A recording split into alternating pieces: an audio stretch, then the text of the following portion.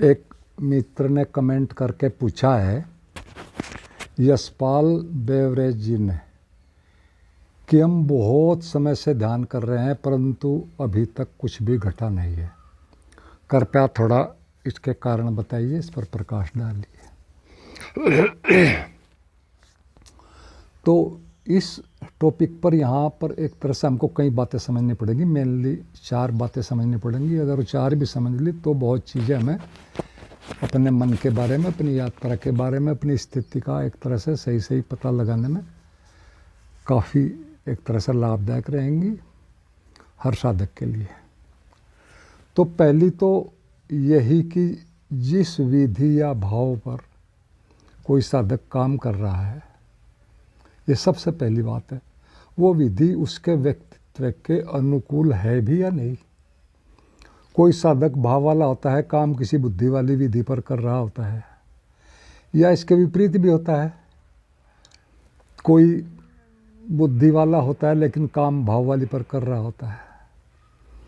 और अध्यात्म में तो ज़्यादातर एक बात चलती है, हम ज़्यादातर सुनी सुनाई या दूसरों की देखा देखी ही ये इस तरह की चीज़ें विधियाँ एक तरह से करते रहते हैं। वही भीड़ वाली हमें आदत है कि भीड़ के साथ चलना है, जबकि ये अकेले की यात्रा है, पूरी तरह अकेला होने की यात्रा है।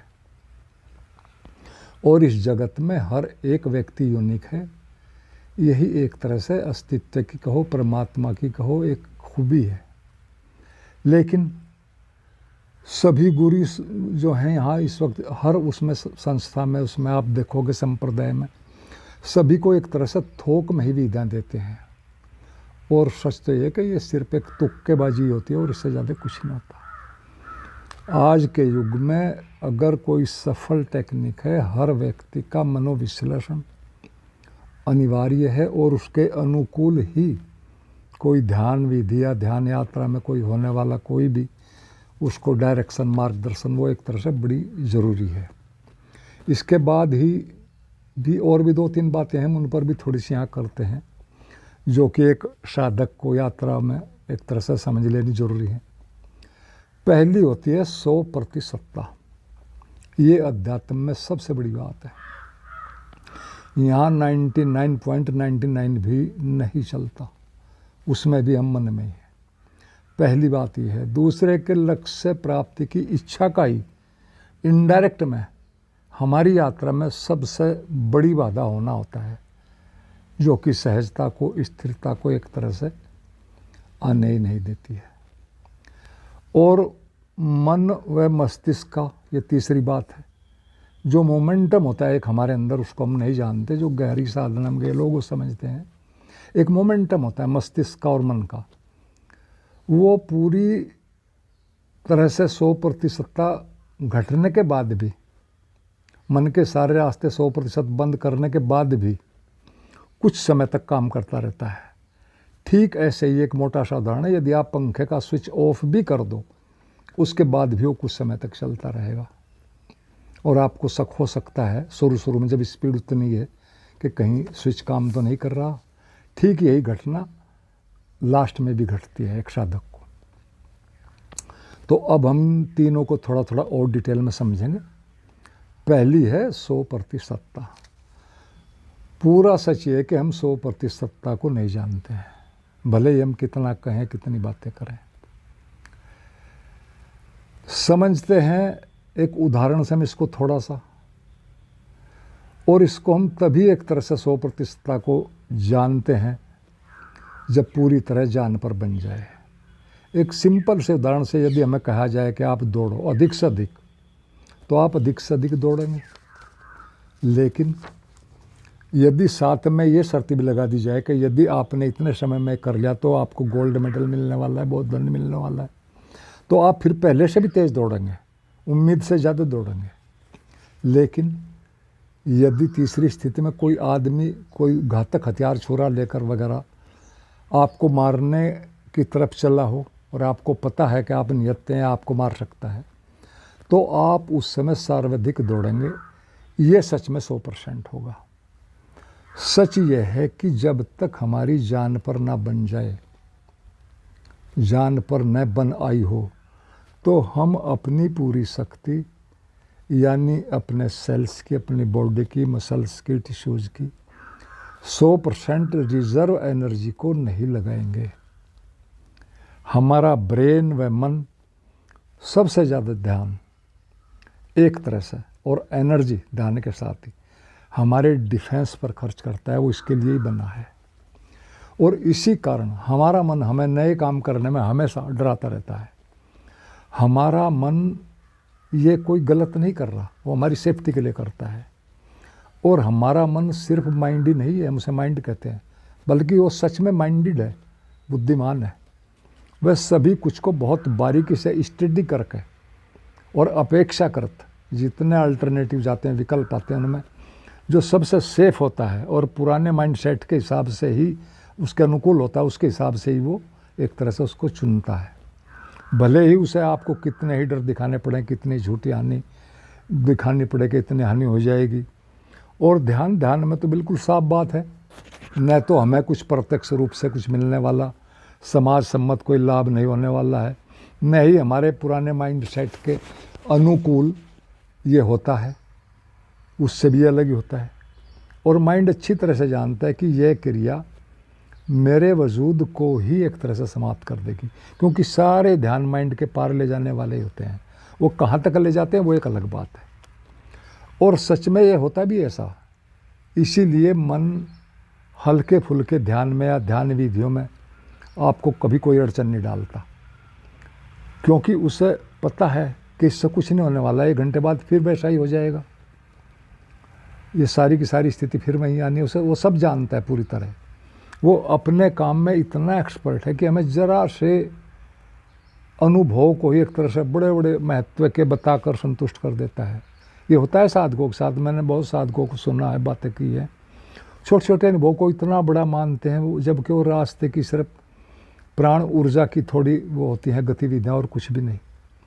और जब हम कोई अच्छी विधि करते हैं, शक्तिशाली विधि एक तरह से करते हैं, जो कि एक तरह से हमें मूलतः ही मन को एक तरह से ख़त्म करती है, तो वो हमें भटकाने में हमारी सारी कमजोरियों को वह प्रयोग करता है। और इस तरह से अचानक से प्रयोग करता है कि हमें पता भी नहीं लगता। जब हम कुछ दूर तक निकल जाते हैं तब पता लगता है। उन सब को यूज़ करता है, उसे हमारे बारे में हमसे ज़्यादा पता है, क्योंकि हम तो भूल जाते हैं, लेकिन उसके पास सब रिकॉर्ड है। तो इससे बचने के सिर्फ 2 ही रास्ते हैं मोटे मोटे, उसकी पकड़ से बाहर जो हमें ले जा सकते हैं। एक तो यह कि पहले से ही प्रयोग कर करके, संकल्प शक्ति के प्रयोग कर करके अपना संकल्प शक्ति को बहुत मजबूत बना लिया जाए, वो मजबूत। और दूसरी, कोई अचानक से आई कोई ऐसी स्थिति आ जाए कि जो जान बचाने के लिए स्वयं का एक तरह से अपना प्रज्ञापूर्ण निर्णय हम ले लें 100%, और उसकी मन की एक बिना सुने कोई ऐसी स्थिति आ जाए कि हमें इसके अलावा कोई विकल्प ही ना रहे, इधर जाने के अलावा, इसी यात्रा पर जाने के अलावा, पूरी तरह एकांत मौन में जाने के अलावा और कोई होता ही नहीं, कोई विकल्प ना रहे, तो भी हम 100% निर्णय ले सकते हैं।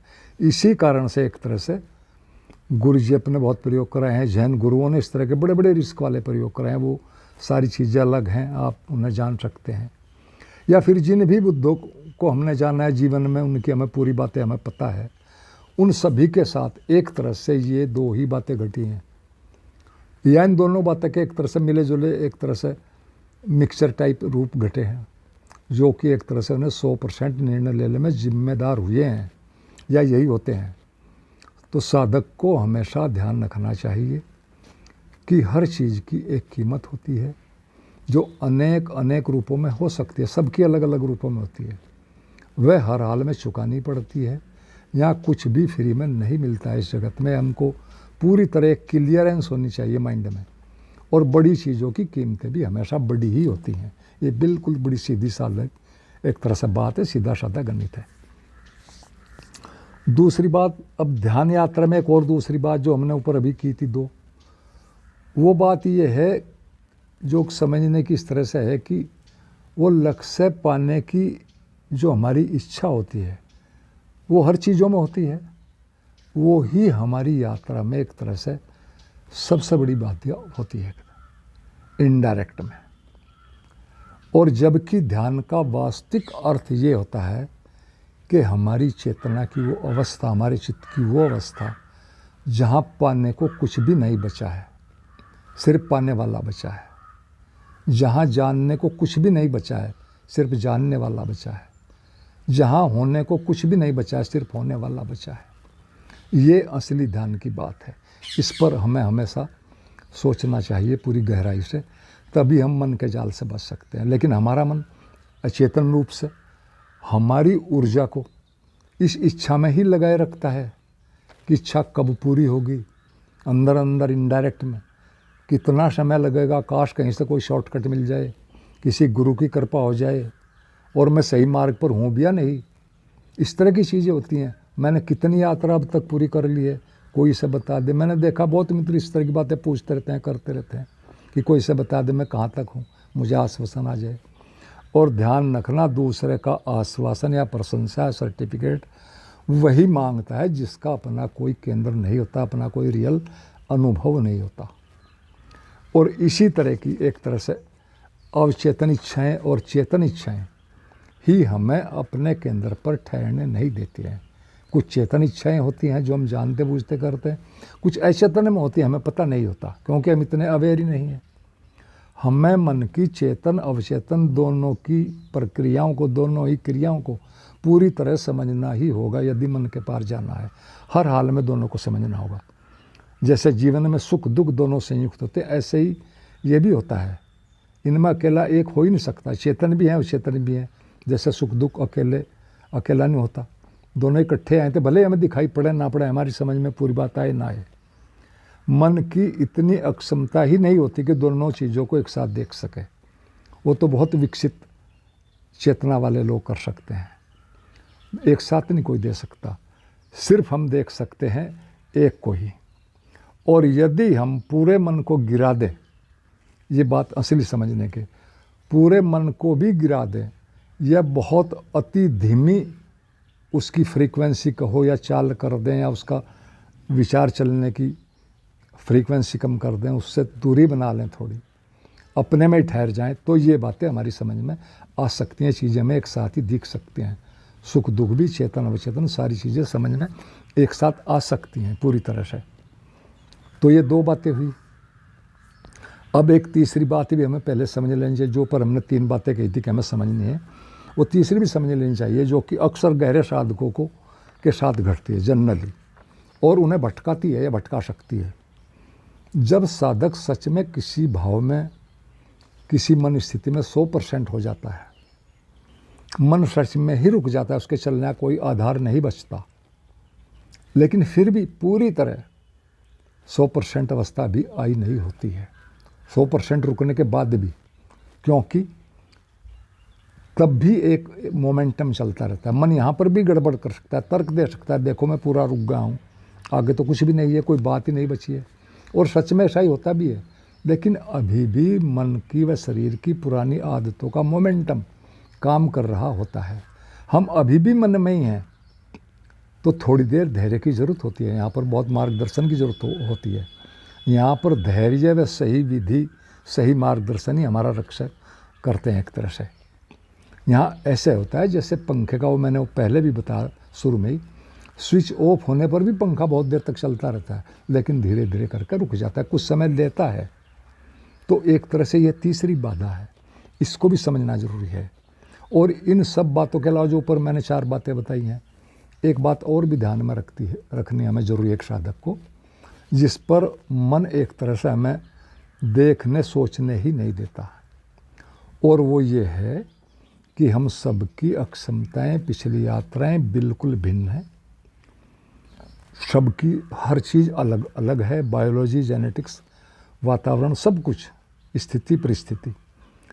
कोई घर में या किसी भी परिस्थिति में जाग सकता है, वो पीछे से किसी की यात्रा कोई इतना विकसित हो सकता है, कोई नहीं हो सकता, वहाँ नहीं कर सकता है। शुरू में सभी बुद्ध मौन और एकांत में गए हैं, भले ही बाद में संसार में भी आ गए हैं। तो हमें भी सबसे पहले एक एक्सपेरिमेंट के तौर पर बाहरी और पुराने वातावरण दोनों का एक तरह से अनुभव लेकर ही हमें साधना में चलना चाहिए। यानी पूरी तरह अपनी घर की स्थिति से बाहर रहकर भी और घर में रहकर भी दोनों का अनुभव पूरा साधना में लेकर फिर दोनों का कंपैरिजन हमारे दिमाग में क्लियर होगा कि कहाँ क्या गड़बड़ है, मन कहाँ क्या गड़बड़ करके हमें एक तरह से रोकता है, भटकाता है। तो ये दोनों अनुभव हमें ज़रूर शुरू में ही कर लेने चाहिए, वरना क्या होगा कि घूम फिर कर परिणाम फिर जीरो ही आ जाएगा। मन घुमा फिर अगर हमें वहीं ले आता है। तो पूरी बात है कि किसी की नकल, चाहे कोई गुरु है चाहे कोई कुछ है, किसी की नकल करने की ज़रूरत नहीं है। उनके अनुभव लो, उनसे मार्गदर्शन लो, लेकिन वो बनने की कोशिश मत करो। परमात्मा ने हमें असली बनाया है, असली रहकर ही अपने को विकसित करना है, जगाना है। परमात्मा के जगत में कोई फोटो स्टेट नहीं चलती, सिर्फ ट्रू कॉपी चलती है। तो ये सारी बातें साधकों के लिए जो भी मैंने कही हैं, ये एक साधक को समझनी चाहिए, अपने मन में इनको एक तरह से पूरा बिठा लेना चाहिए, तभी एक तरह से कुछ करने का, हमारे परिश्रम का, श्रम का एक तरह से कोई सही रिजल्ट आएगा। तो आपने सुना, बहुत बहुत धन्यवाद और सभी मित्रों को मेरा प्रणाम।